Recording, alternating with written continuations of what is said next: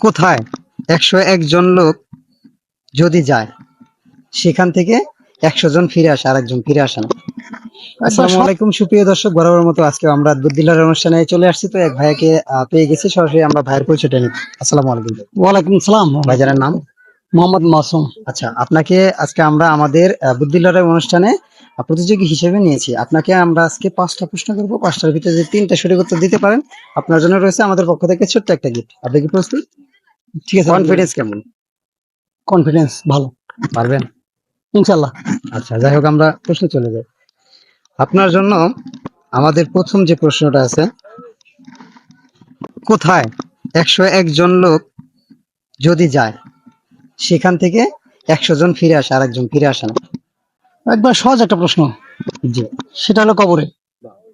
আচ্ছা আচ্ছা ভাইয়ার প্রথম প্রশ্নের উত্তরটা আমরা সঠিক পেয়ে গেছি। দর্শক, আপনারা কমেন্ট বক্সে বলে যাবেন। আমরা সেকেন্ড প্রশ্নে চলে যাই। আমাদের সেকেন্ড প্রশ্ন হয়েছে 2 যোগ 2 গুণন 50 কত? 2 যোগ 2 গুণন 50। 2 যোগ 2 গুণন 50, 55 হবে। 2 যোগ 2 গুণন 50, একটু ভেবে বলবেন।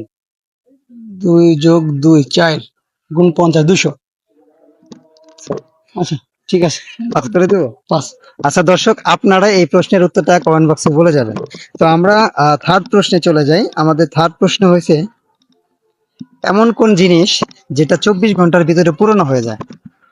এমন কোন জিনিস যেটা 24 ঘন্টার ভিতর পূরণ হয়ে যায়? হ্যাঁ, ধরেন আপনি এখন কিনছেন, এখন থেকে আগামী 24 ঘন্টার ভিতরে সেটা পূরণ হয়ে যাবে। বিয়ে করা। না না না, আপনি কিনছেন, আপনি তো কিনেন নাই।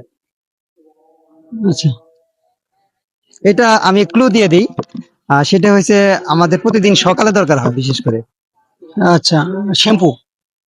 ওই যে না না না, আপনি তো প্রতিদিন কিনতেছেন। ওটার মেয়াদি আছে 24 ঘন্টা, 24 ঘন্টা পরে পূরণ হয়ে যাবে। দর্শক, আপনারা বলে যাবেন যে এটা কি হবে, যে এমন কোন জিনিস যেটা 24 ঘন্টার মধ্যেই পূরণ হয়ে যাবে। আচ্ছা, যাই হোক ভাই, পাস করে দিলাম। আমরা চতুর্থ প্রশ্নে চলে যাই। চতুর্থ প্রশ্ন হয়েছে 50 যোগ 50 গুণন 0 কত হবে? 100। কিভাবে? 50 যোগ 50, এই তো 100 গুণ। লাস্টে কিন্তু আমি বলছি যে 50 যোগ 50 গুণন 0 কত হবে? দর্শক, আপনারা বলে যাবেন উত্তরটা কি হবে। 50। 50? 50 শিওর? শিওর। লক করে দেবো? লক করেন। আচ্ছা দর্শক, আমরা লক করে দিলাম। আমরা এই প্রশ্নের উত্তরটা সঠিক পেয়ে গেছি, আপনারা বলে যাবেন। তো ভাইয়া 4টার ভিতরে 2টার সঠিক উত্তর দিতে পারছেন, এটাই লাস্ট। তো এইটা হয়েছে প্রশ্নটা। আপনারা কিন্তু লাকি, এটা যদি হয় তাহলে তো ভালো। প্রশ্নটা আমরা বলি, কোন চালের ভাত হয় না? হ্যাঁ, এটা যদি পারি তাহলে কিন্তু, না দিলে কিন্তু জোর করে রাখি দিব। আপনি তো পারবেন, আপনি 3টা যদি পারেন তাহলে তো আপনি বিজয়ী হয়ে যাবেন।